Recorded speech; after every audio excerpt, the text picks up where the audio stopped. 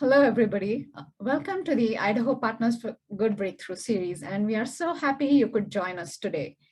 The Breakthrough series was designed to bring people together to help develop stronger, healthier, and better equipped nonprofits.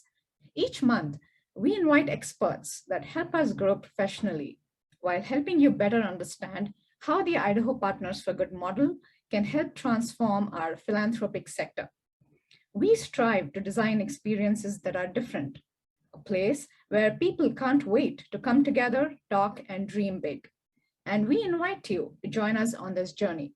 And before I pass on the mic to Adán, I would like to share some of our future events.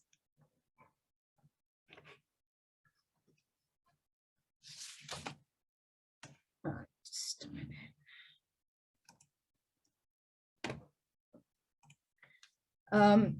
We have some very exciting events lined up for you. In September, we have Megan Hudson talking to us about the adaptability quotient. And in October, Connie Miller joins us to talk about stomping out drama in the workplace and boardrooms.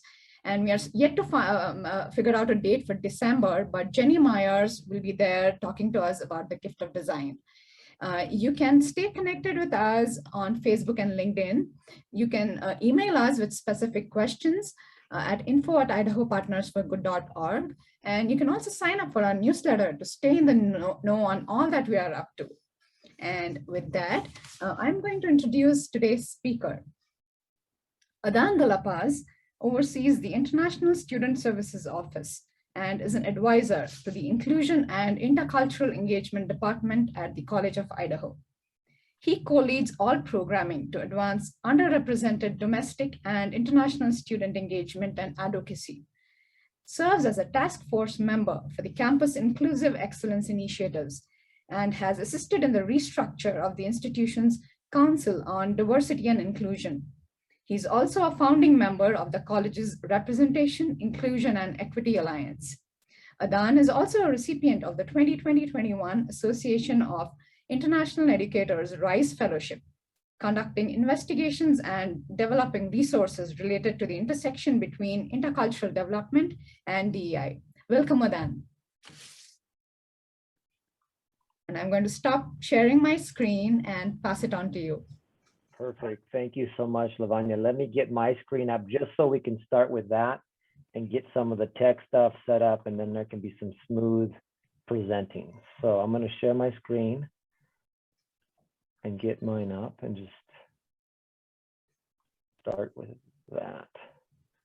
And then I need to get the chat up and show video panel. Okay, there we go. I think I'm good. All right, so first I want to say, thank you for attending this session where we'll be discussing the powerful relationship between intercultural development and diversity, equity, inclusion. I also want to give a big thank you to Idaho Partners for Good for the invitation to be here today. A little bit more about me as we get started. So I am Adán de la Paz. I go by he, him pronouns. And during the past 5 years at the College of Idaho, where that I've been here, the institution has seen some massive growth, particularly when it comes to underrepresented domestic and international students. We have about 40% of our students of the overall population that come from those demographics and representing 93 countries. Now, I share this mainly for the context to say that this is how I personally make meaning of my world, the world that I view through my lens. And invariably, this informs the work that I'm going to present. The whole presentation today comes from that lens. So just to keep that in mind, the thing that I always think about is that working with all the numerous students I've worked with over the years is that they're constantly teaching me how to work across differences, right? They're shifting my perspectives. They're helping me to lead a life of cultural humility and so much more. So I think it's really important to share that at the outset to really understand where I'm coming from with this work. As Lavanya said, I did receive a fellowship, and that really was the catalyst for me creating a framework and a lot of the materials you'll see today. And so I'll share just a portion of that. Given that we have some time constraints, I want to keep this in well under an hour. So I'm going to go ahead and start from here.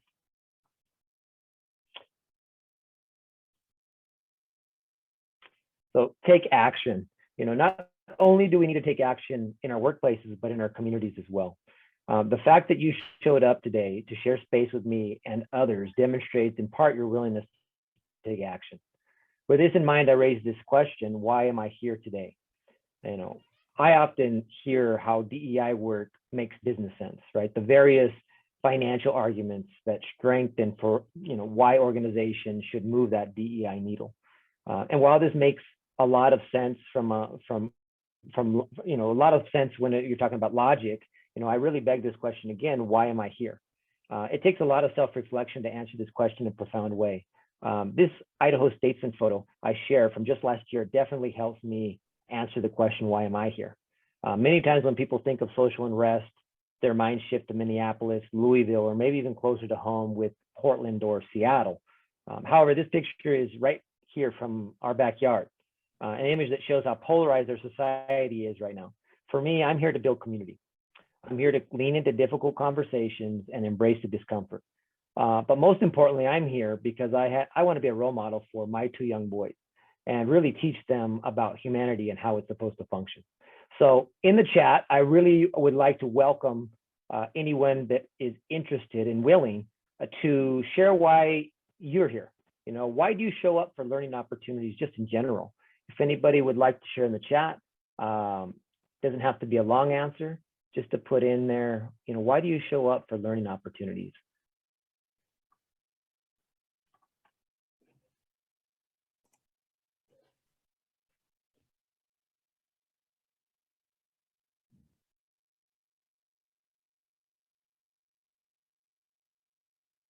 Cool. Starting to get some stuff in. Right. Hits you at the core. Great. Thank you, Terrell. Kathy, I seek to learn from others and their experiences. Excellent. Right. Cecilia, I'm here to be a part of change in my community. I want my two young boys to grow up in a more equitable community. All right. So we have something in common there, Cecilia. We both have two young boys, and there's a big responsibility, I feel, when we have children to make that change by being those role models. So thank you for sharing that. Excellent. All right. So I want to continue and start by really now honing in on the objectives. I'm really big on talking about learning objectives. I feel it's extremely important to make the goals for today straightforward and explicit. There's really just 3 desired outcomes. So the participants, you will be able to gain an understanding of interculturality and its importance to DEI. Examine 3 intercultural principles and their functions. Discuss as a whole group intercultural principles and their relationships to DEI. So to better understand the link that connects DEI and interculturality, I've created a model that I call the DEI bridge. So if you look at this bridge here, Tower 1 is diversity, and Tower 1 being diversity is just the differences of identities. Tower 2 is inclusion, right? This is the notion that active, intentional, and sustained engagement with that diversity takes place. And I believe that inclusion boils down to 2 central components. One, that there's a sense of belonging for all community members, and 2, those members feel valued and that their contributions to the community matter. In essence, a space where high trust and safety is established. Now, the deck of that bridge represents equity. It's important to make the distinction here that diversity and equity have outcomes, right? We can measure them, we can put metrics on them fairly easily. However, this is not necessarily the case with equity. That's because equity is a process. It simply put, equity is justice, fairness, and giving community members equal access to opportunity. So I believe the vehicle that gets us from the tower of diversity, right, across the deck of equity towards this end goal, the tower of inclusion, is interculturality. So then that comes to the big question that I get often is, so how do you define it? What is interculturality? So to help us answer this question, let's start with 2 terms that often get confused with intercultural work. And let's start with the first one being multicultural. So multicultural, typically it refers to an environment that contains several cultural and ethnic groups. People from various backgrounds utilize spaces alongside one another and sometimes at distances. But the groups do not necessarily have engaging interactions with each other. For example, a multicultural neighborhood where people will frequent ethnic stores or restaurants but lack deep and meaningful exchanges with those neighbors from different backgrounds. The next one we'll look at here is cross-cultural. Oftentimes it deals with the comparison of different cultures. In cross-cultural environments, one culture is often considered the norm, and all other cultures are compared in contrast to that dominant culture. Finally, we'll look at intercultural, right? This describes a society in which everyone learns from one another and grows together. Rather than transactional, transformative changes happen at work and in our communities, and that should be the aim. These are boundless across cultures and identities.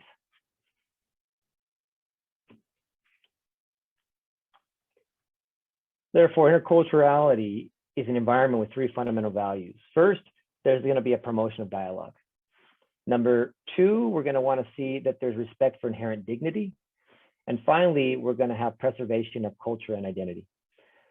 Additionally, keep in mind that interculturality is not just for people belonging to different countries or regions of the world, but also for individuals from within the same community who have different identities. Oftentimes, this work is really grounded in international education, which is part of what I do in my position.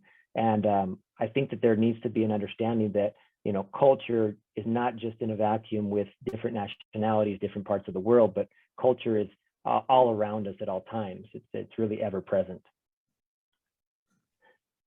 Next, I want us to look at three critical areas required for intercultural competence as defined by Dr. Janet M. Bennett. First, we have mindset.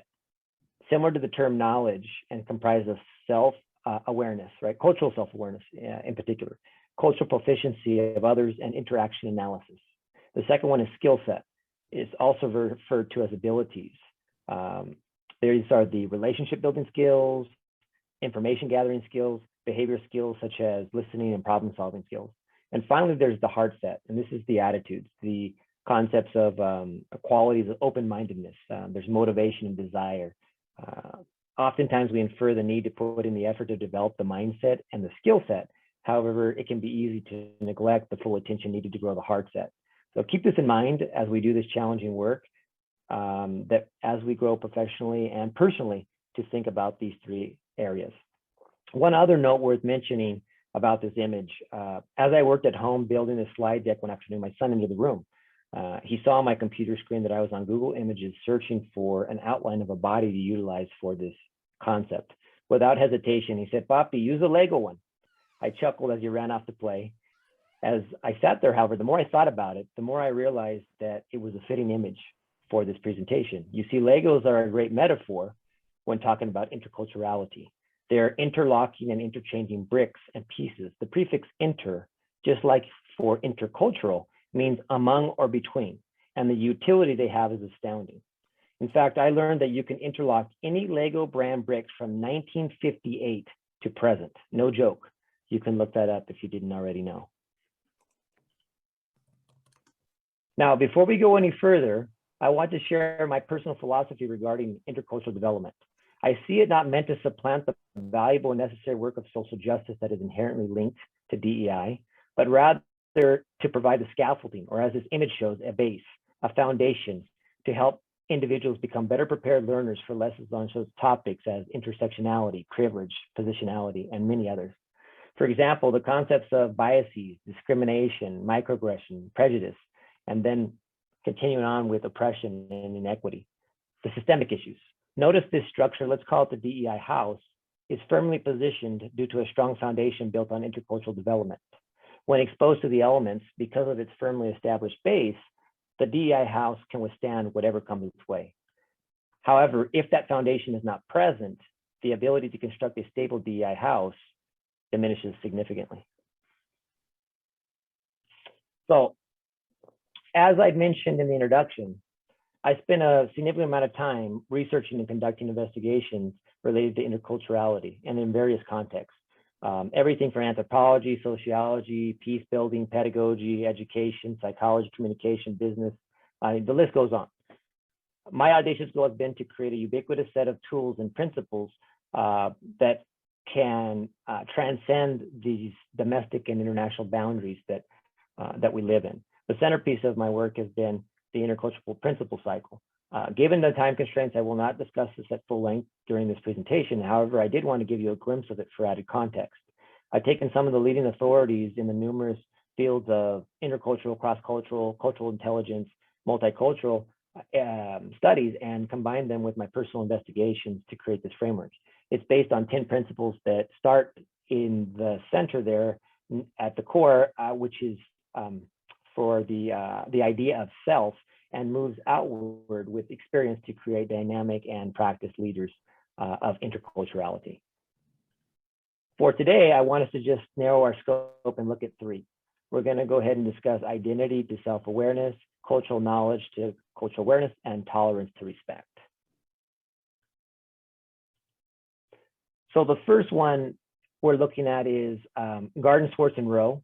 And in the early 2000s, they developed a very comprehensive representation of the 4 layers of diversity that lead us to identity. The inner core is comprised of personality and what makes up us, who we are. In the field of psychology, this is often referred to as the Big Five, a specific taxonomy about personality traits. The internal dimensions are more based on visible aspects of an individual, although not exclusively. The external layer depicts the outcomes of life experiences and decisions or choices taken to get there. Lastly, organizational dimensions include elements that are integrated into work and social interaction. They include a number of functional and hierarchical aspects related to vocation.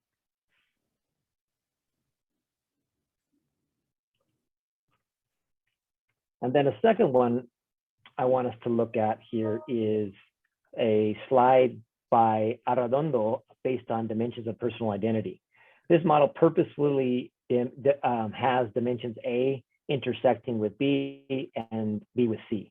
Dimensions A aspects are more visible, while dimensions B and C are less visible, yet can be extremely influential in making up identity. Arredondo feels that the first impressions or physical appearances might not reveal B dimensions. However, they're still an integral part of a person's total being. C dimensions are those invisible formative forces. They could be well-known historical moments, such as the Civil Rights Act of 1964, the 9/11 attacks, or what we're all experiencing right now, COVID-19. These histories could shape lives based on childhoods, family experiences, and careers. Personal histories also fall into this category, and they could be things such as a family member having an experience with disabilities due to an accident or impact of a natural disaster, trauma from violence. List can go on with that. This is an excellent tool to really keep in mind as you work with and serve diverse populations, as is the former model as well. At this point, what I would like for us to do as a group is look at a couple questions and say, and think about processing these 2 models. And the first one says, what stood out to you regarding the 2 models shared? And second, in your opinion, what must we do to create stronger communities that allow individuals to be their authentic selves? So as I said, these are a couple questions to process as well as looking at those models. If you would like to turn on your mic and share anything, that's fine. If you'd like to type something in the chat, go for it. I'd like to just offer a space here for people to share at this point.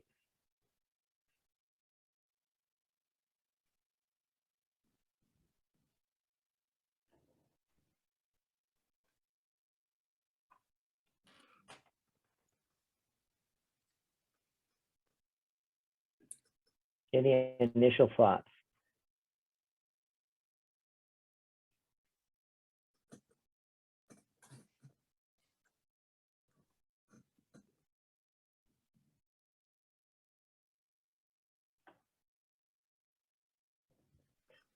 One thing that comes up when I share this with groups oftentimes is the lack of inclusion for political affiliation, right? That's very important, especially in the US, talking about that polarization, it can often come into play.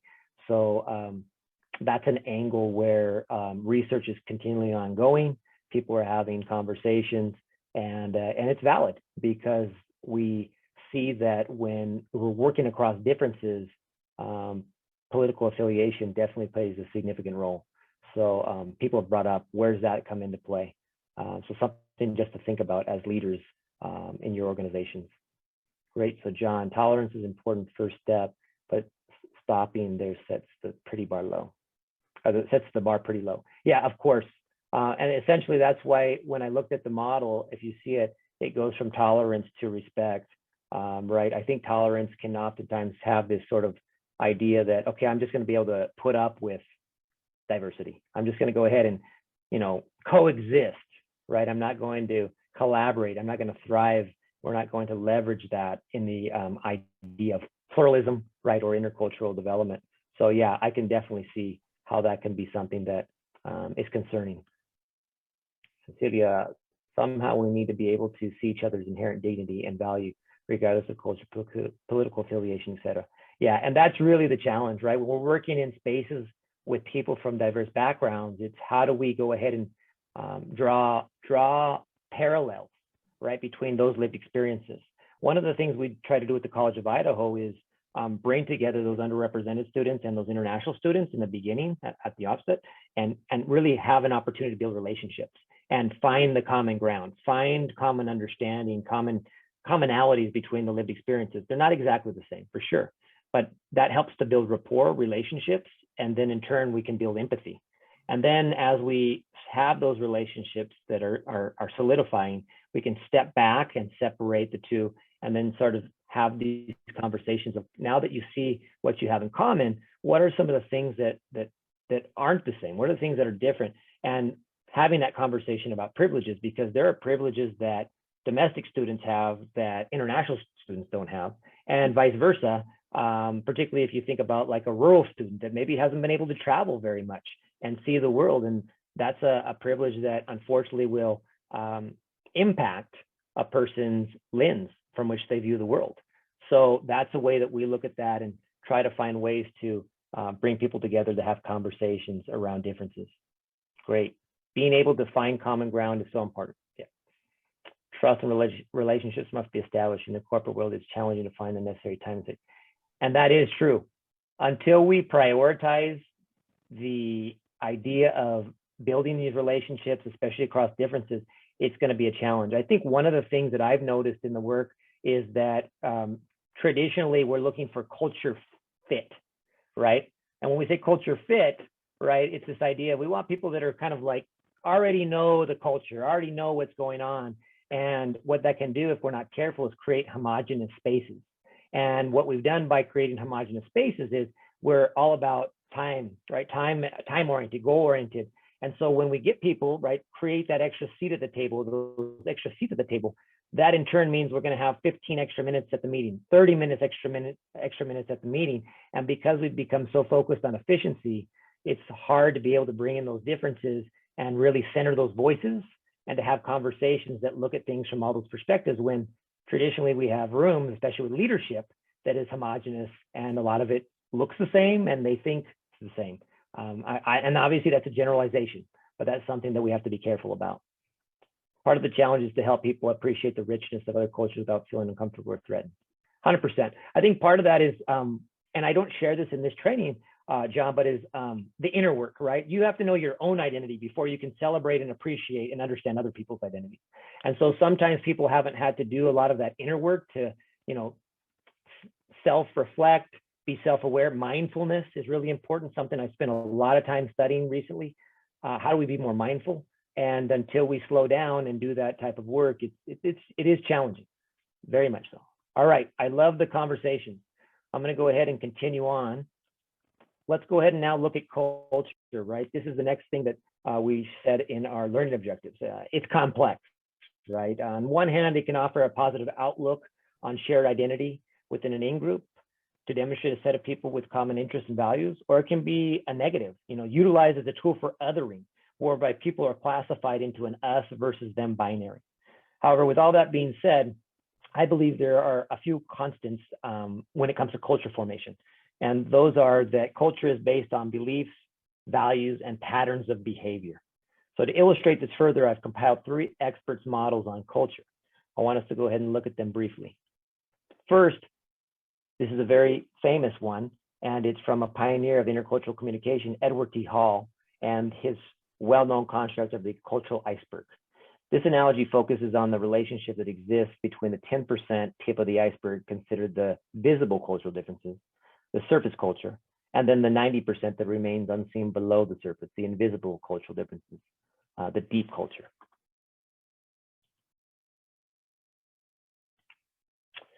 The next one we have is the onion model, and this was developed by Ofsted, a social psychologist and pioneer of the field of cross-cultural communication. This analogy shows culture heavily centered at the innermost core. Greater abstract notions manifest into the increasingly more tangible outer layers in this model. The inner core can be compared to the submerged base of the iceberg, the values and assumptions. The outer layers of the onion model correspond to that tip of that iceberg. They comprise all visible features that characterize a particular culture. For example, the symbols are the artifacts and materials that demonstrate behavior, that make up rituals and hold particular meaning that is recognized by those who share that culture. Within all of this is the notion that heroes, legendary figures, dead or alive, real or imaginary, embody the characteristics that are revered by a culture and serve as models for behavior. Not to be forgotten, the practices represent the ways in which symbols, heroes, and rituals are implemented into everyday life. The last one I want to share is a model that was developed by organizational development expert Edgar Schein, and it's the cultural lily pond model. The premise of this model is that a lily pond is fluid and ever changing, as opposed to the iceberg and onion models that are more static and rigid. His vision was culture is a vibrant, dynamic ecosystem, always evolving and adapting. Yet with all these organic changes occurring, the lily pond is stable and strong. Its shape can be changed, but the essence of its being cannot. Each component of the system is interconnected and has a role in influencing the overall function of the system. While there are some significant differences between all of these models, many similarities also exist. The roots of the lily pads are nurtured from below, and these assumptions and philosophies connect to the deep culture of the submerged iceberg and inner core of the onion. This deep culture accounts for the values and what is important via the lily pad stems. These stems ultimately lead us to the flowers and leaves, which are the behaviors, norms, and artifacts. This is very similar to the visible differences of the iceberg and the outer layers of the onion, where the surface culture is present. So now I want us to continue our engagement, and as a whole group, look at two more questions related to culture. So the first one, what captured your attention most about the three culture models? And second, how can we leverage culture to foster a stronger sense of belonging in our personal and professional communities? Any thoughts? I'd love to hear. We're getting some really rich dialogue. I really like where you're taking this, so please feel free to add any thoughts that you were processing that came to mind as you looked at the models, how that connects with the work that you're doing, whether it be professionally or personally. Yeah, the iceberg is a very well-known model, and I think it takes a really good approach to say, you know, there's more than what meets the eye, right? People's lived experiences are not what you see by these physical features, right? These external features. It takes time to get to know people and let them tell their story, right? Storytelling is really critical to the work that we do, just as much as we should also mention story listening, right? Because without anybody listening to these stories, does it really make the impact? Does it make the change that we need in our communities? Great. Any other thoughts? Any other initial feelings in seeing these?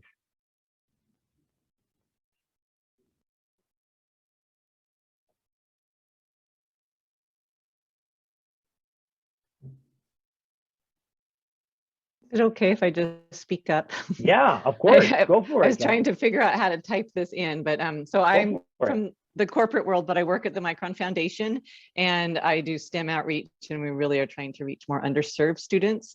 And so what gets me is that, yeah, we can see at the top level, this is an underserved student, but we don't know what's going on under the surface. And so for all of those, whether it's underwater or if it's the different layers of the onion. So really trying to find how to bring, and so in STEM education, of course, we can share the technology, but what else is involved in educating these youth? And with the pandemic, there's been such a focus on social emotional health and the education aspects there. And it's really hard to bring that in when we're just trying to teach. Like, we use Micron employees as our volunteers teachers. So we can teach some pedagogy, but not as deep as it needs to be in order to reach these students. Like you said, some haven't traveled outside of their home community. We want them to come to Micron. How would we actually make it help them see that it's safe for them? So just so much more below the surface when we're trying to create interest for them in STEM, which we know will help their future. So I'll stop talking there. No, I really appreciate your comments, Kathy. You know, I saw a quote just the other day, and I have it saved on my phone here. It says, and I'm in the education field, right? Higher ed, but I've also worked in K through 12. And so this really resonates with me at all those levels. Is the kids who need the most love will ask for it in the most unloving ways. And so the reality is, for me, when you bring up the social emotional learning, when we talk about trauma-informed practices, it's really important that we stop and realize what we see is not the full story. What's presenting is not this person's lived experience to the fullest. And it really requires us peeling back those layers of that onion, right? It really going under the water to really know what's going on. What's challenging, though, for us is that we need to do a better job at representation, because the practice is what's important, right? Theory and learning the models is a piece of this. And I think that people can be brought up in this developmental continuum, but we also need people that have the lived experience that can be those mentors and those guides and say, I've walked, you know, in those shoes before. I've experienced that. And that's a challenge that we see in rural America, right? In rural USA, is how do we provide more educators? How do we provide more practitioners that have lived experiences that reflect the students, these next generations that are coming up, that are going to be the professionals, that are going to be leading organizations in our communities? So this is a conversation that we really got to have with people from all sectors. I think that education, you know, and nonprofits, we have this more often than maybe other groups. I'd love to see that Micron is having these conversations, and I'm hopeful that others are as well, because this is about building our community. How do we make Idaho, how do we make Boise, the Treasure Valley, a better place? We all have to go ahead and work together on these goals. So I appreciate those comments, and I think they're very valid. Pernell, the lily pad model is new to me, but seems to be a helpful way to view culture. Yeah, you know, I think ecosystems is that key word for me. Like, we see that a lot, is that, right? Things that we view through models are oftentimes they're rigid and static. And that's not how real life is. That's not how we are. We're multi-dimensional human beings. And the idea of trying to, you know, put this into sort of a box and say, this is how it is challenging. And I really resonated with Shine's model, because it did allow for that, you know, that ever evolving, but continually adapting and changing environment, which is what we have to do, right? Idaho is a state, for an example, that is changing drastically. The Treasure Valley is changing. Are we prepared? Are we thinking about the future? And are we going to be successful? Or are we going to go ahead and look in hindsight and say, what could we have done differently because we're not where we need to be? Those are things that I think about often. So I really like the conversation. I think that this extends to other communities, because I know there's a few people here that are not in Idaho, but I think this is happening across the nation and in other countries as well, to be quite honest, as I have conversations with international educators. Any other thoughts before we move on? Want to give that space.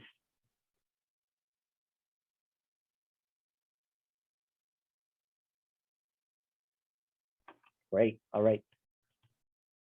So I want us to go ahead and now look at that third and final intercultural principle that ends with us reaching that level of respect. As we shift our attention to this, you know, I always like to look at words, and I better comprehend their meaning and what they're the essence of those words by looking at their origins and studying etymology, right? So for the word of respect, it has an intriguing history. The term is actually Latin and the words here, respectus respicere, right? They have this early definition, this common thread of the act of looking back. In my opinion, this implies turning around and taking a moment to consider what someone is saying or doing listening or watching in complete silence with full attention. In intercultural development, this idea is taken one step further. When an unfamiliar cultural exchange occurs, the gesture of respect becomes crucial.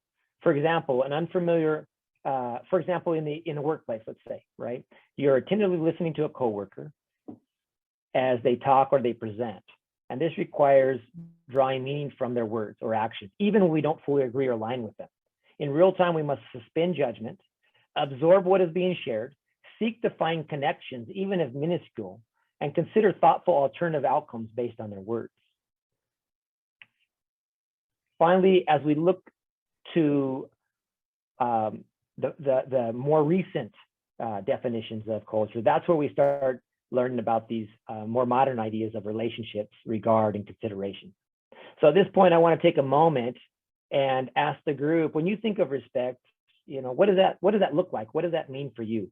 You could put something in the chat that's one word. It could be a few words. What does respect look like to you?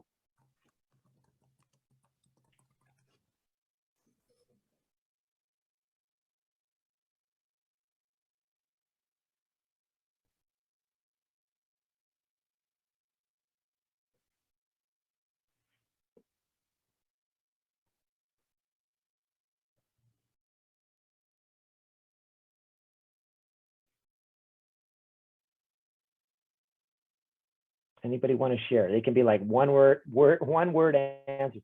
Be mindful of how I interact or approach someone. Great. Mindfulness, it's huge, right? Having that self-awareness.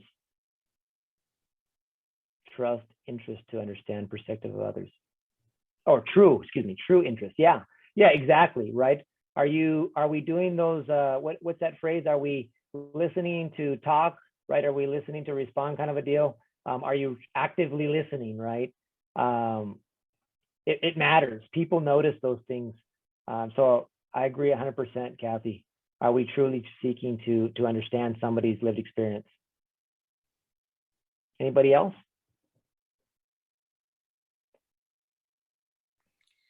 Adán, while people are still typing, I think respect is one of the most misused words also. We talk about it a lot, but sometimes we really don't understand what it means to behave in a respectful manner. And I love that you bring it up, Lavanya. I see, Alfredo, I see your hand up. I'll get to you in just 1 second. What is really important is that when we come from all these different backgrounds, that we have this shared understanding of what does respect mean, or what does the concept or the value in an organization or the mission mean, right? We can get caught up and tripped up on words if we're not sure what they mean, because there's not an alignment around the definition or an understanding of the concepts, right? And in higher education, we talk about inclusive excellence, right? This idea of making excellence inclusive. And it's all centered around this concept of shared responsibility. And that can be challenging because certain offices or departments or even units will say, well, I think it's really more of the responsibility of this group to do that work because they're from that background, or their office has the title of inclusion. Well, that's what I see a lot, right? Your title has the whole, the whole concept within it. So isn't that your job to take care of that? And that all starts with, we didn't start from a place of understanding, mutual discernment. Did we all come together and have a conversation about what does that mean, shared responsibility? And it starts by having a shared expectation, right? Shared understanding that then we can move towards, right, these shared goals, these shared responsibilities. I'm a big believer in community of practice. If you aren't familiar with that concept, please look it up. This idea of co-creation, right? We have to work together to make our communities better. And if we do not center voices by allowing everybody, especially marginalized communities, to have a voice at the table, then in turn, we're not doing community work, in my opinion. So something just to think about. Alfredo, I'm gonna go ahead and give the stage to you. Well, just a couple of things that come to my mind. Listening to Dr. Jeffrey Duncan Andrade talk about note to educators, hope required when working with roses in concrete, right? And he talks about this term that he heard from the Mayans called en la quech, right? En la quech loosely translates into tú eres mi otro yo, you are my other me. And so I think in order to have respect, we have to have a real understanding of us and what's going on. someone mentioned this notion of, how do we have these kids feel safe? And she's from Micron, right? And in order for us to get to that Maslow's hierarchy of needs, self-actualization, you have to take care of those, bottom rungs on the ladder, which talks about you being attuned to yourself, right? And making sure that you have a sense of who you are. And then when you're able to have an understanding of yourself, you're able to see yourself in other people. And then that is that notion of respect, to say, I can see from the slump of your shoulders that you're sad, because that's something that I do, right? And being able to be attuned to you. And I think the other thing, right, that's really critical when we talk about responsibility, and we're talking about our, kids being in a position to be able to understand and to learn, we have to become response-able, to have the ability to actually access the cognition, to be able to think, to reason, to judge, to talk. But that comes with us recognizing our whole self. We tend to teach in Western culture the disconnection of the head from the heart, right? And so unless we're able to kind of make sense of our lived story, our lived experience, how that shows up in our stress response, and if we don't have the ability to be mindful about those processes, we'll never be able to access this part here and be able to really fully understand. So that notion of response-ability is a skill set that I think we need to kind of teach at large to our community and to our kids, to say, I need you to have the ability to open up that gap between stimulus and response, be really thoughtful and mindful about how you're going to respond to this trigger, this test, this situation, right? And so I think we focus so much on STEM, science, technology, engineering, and math. And, I work with individuals who are at risk or who are at promise, right? Depending how your mindset is, right? But they're in the juvenile detention systems, and they're in the, substance abuse, domestic violence programs coming into us. And so we're kind of the last line of defense. And so I think one of the things that we really try to focus on is being able to, science, technology, engineering, math is all fantastic.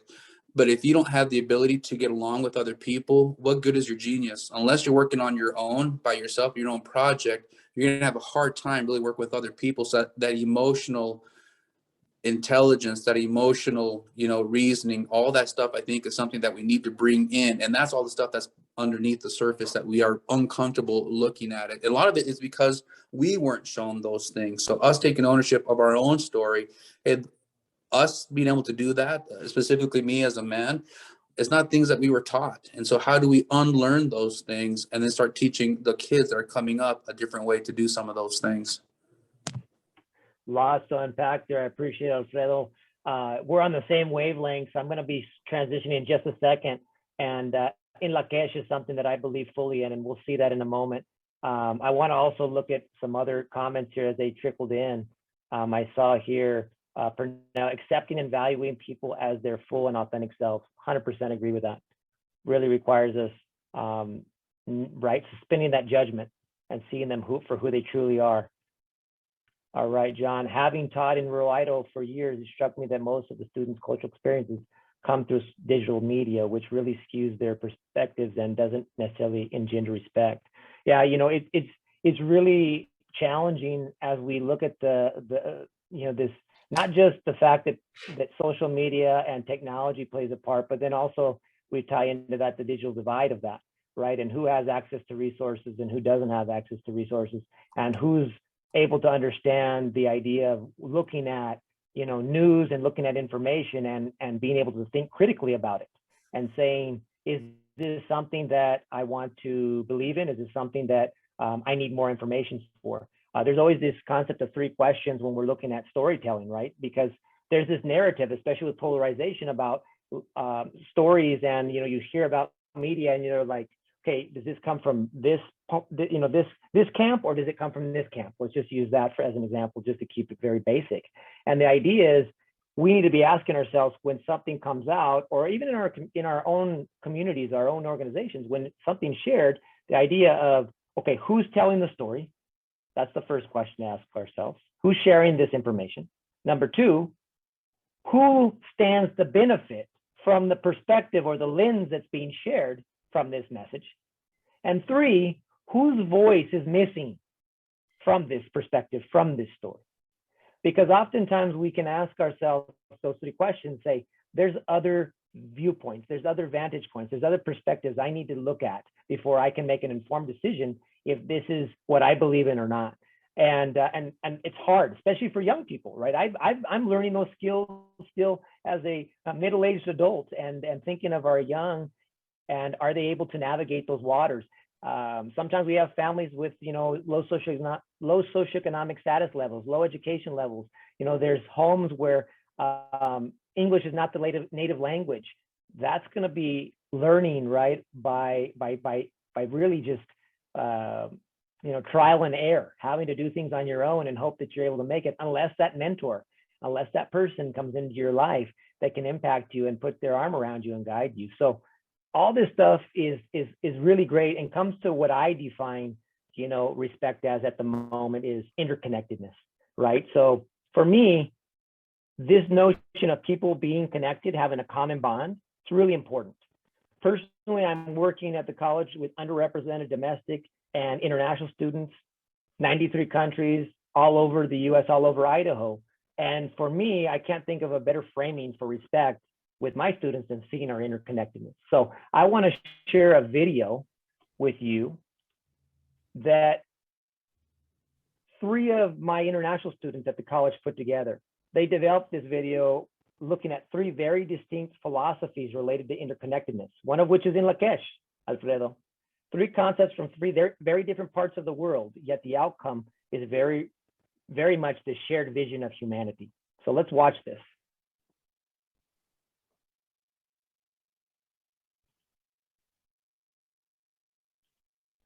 All right. Hello.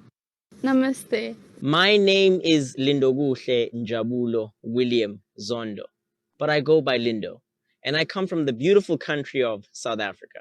My name is Leti, and I am from Guatemala. I'm Anupa Paudel, and I'm from Nepal. This video is about interconnectedness, primarily looking at different cultural philosophies. We hope you enjoy. I am going to be talking about Ubuntu. When I think about the term Ubuntu, I'm reminded of a time growing up in the informal settlement of Katlehong in South Africa. And I think of a phrase that us Southern Africans commonly use when describing the work that goes into the growth of a young one. And we usually love to say that it takes a village. And that statement speaks volumes with regards to Ubuntu, because it speaks to the type of work that the community puts together in order to ensure that a child grows up to be the best that they can possibly be. When we fast forward ahead in that child's life and that child becomes a young man or a young woman, that child starts knowing that there are certain things and responsibilities that they owe towards their community because of the work that has been done by their community to raise them. And on a larger scale, this ideal ensures that we are reducing things like crime. Because if I have been disciplined by my neighbor or a neighbor that lives 2 streets down, and I know them personally, then I know never to hurt them. And I think that's what this ideal of Ubuntu refers to, especially when I think about it. I think about a time when my grandfather used to tell me that when they were younger, they would have people traveling across their villages. And no one had to ask to be fed when they were arriving at those villages, but rather the spirit of Ubuntu, the spirit of giving, the spirit of humanity would ensure that that person who was coming through that village would be put up for the night and would have food. And so when I think about this term Ubuntu, I think about a term, a philosophy that connects us as human beings. I am because we are. And it goes a long way in ensuring that humanity as a whole is better in the future. As I greeted you Namaste by putting my palms together and bowing to you, this has a really great cultural significance in our culture. It means that I'm respecting you and acknowledging you as an equal person. Nama means bow, As means I, and Te means you. I bow to you. It is acknowledging the other person's divinity and also acknowledging yourself as equal to them. And then we respect you as a person you are, your soul inside your body. As a deeper meaning, this is also to show respect to your elders, as well as so that you care about a random person, even if it's a stranger. So while saying namaste, we actually say that we are equal and we respect each other. While we say namaste to our grandparents or parents, we get a blessing as a gift from them. We also say namaste to while praying to our God, so that we are aligning our inner spirit to the God and praying to them. Thank you. Namaste. Inlakech means I am another you. Halaken means you are another me, which means I am you and you are me. This goes along what we call Hankalil, which means we are a part of the same universe.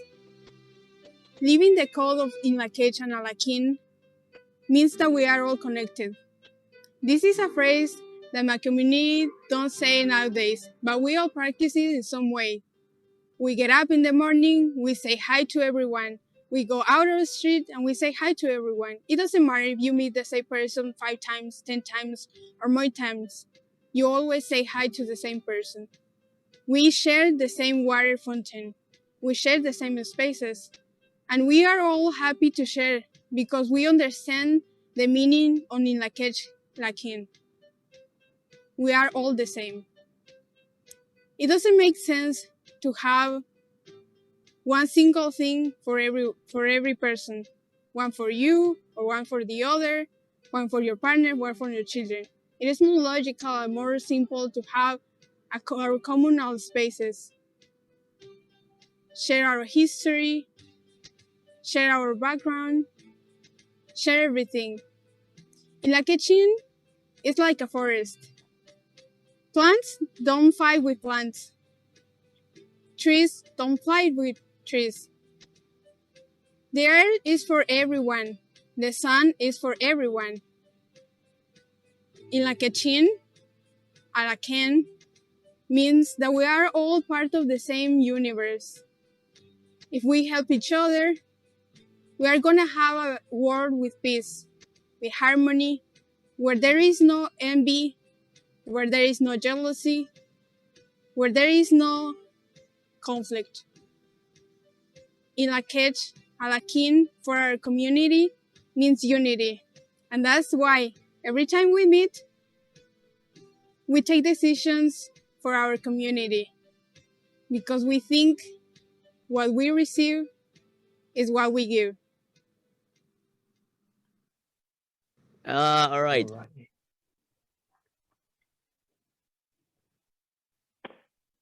All right. So after the video, I just want to ask a couple questions and see if we can have some dialogue as we get close to wrapping up here. What are your initial thoughts, feelings, or discoveries? What ways can we connect Ubuntu, Namaste, and Inlakesh to diversity, equity, inclusion? Love to hear thoughts.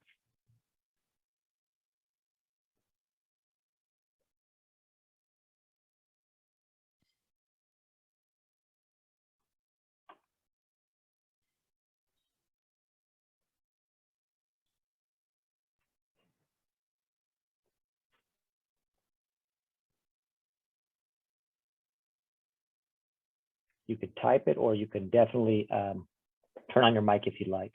All right, John. Oh, there's a couple I think came in at the same time. I love we all share the airspace where one person group being uplifted does not bring down another. Great. Yeah, that really stuck with me, that the analogy of the forest. I mean, it's pretty powerful to think about that.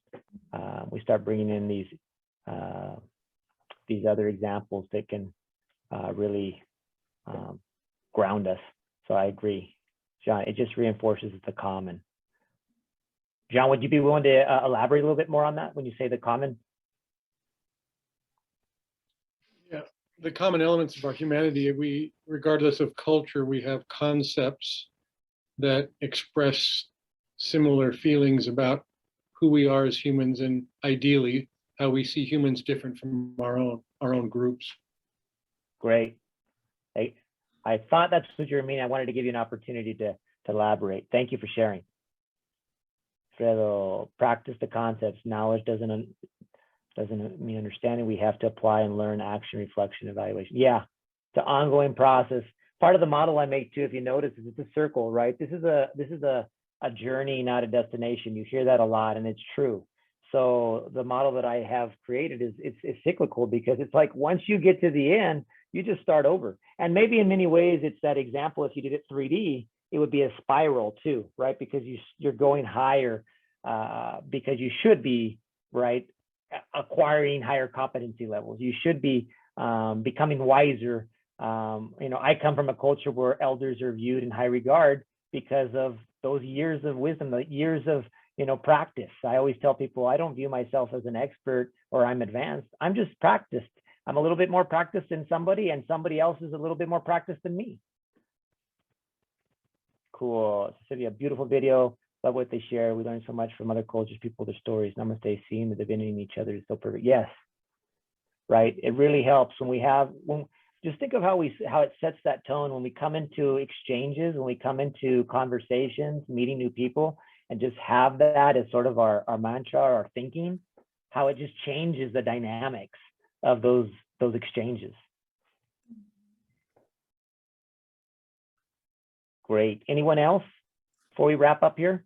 I think Lavanya is ready to share a few more things, unless we have one more person. If not, we are good. We are good, Adán. Yeah, if you want to take a couple more minutes, we are good on time.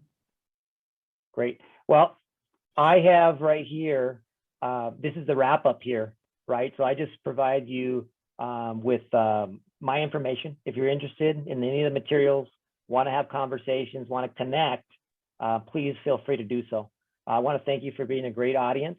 And if there's any other questions about any of the concepts or just things in general, I think we have time for a couple questions before we need to wrap up, if anybody would like to ask.